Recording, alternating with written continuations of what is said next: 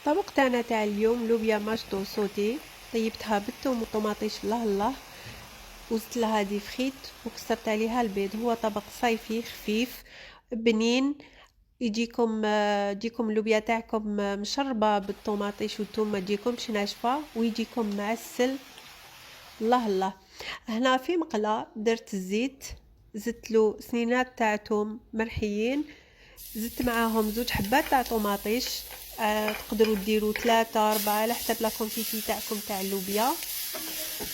زدت حطيت اللوبيا باش تشرب البنه تاع الطوماطيش وتجيكم بنينه وما تجيكمش ناشفه.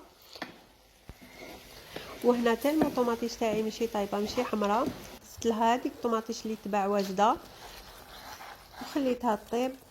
كنت مره على مره نحركها باش ما تلصقليش حتى تعقد لاصوص تاعنا.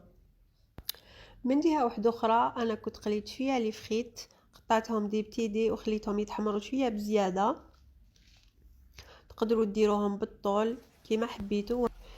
زدت شويه ملح، ولي فريت ما ديروهمش دوكا، خلو حتى تشرب هذيك الطوماطيش وتعقد بيان ومن بعد ديروهم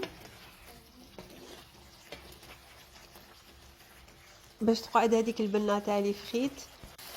دوكا الطوماطيش تاعنا راهي عقدت، وهنا لاصوص تاعنا راهي واجده عقدت راهي تشهي. ودوكا نزيدو نحطو لي فريت تاعنا ونخلطو غير بالعقل. ومن بعد كسرت لها 4 حبات تاع البيض وخليتهم يطيبوا.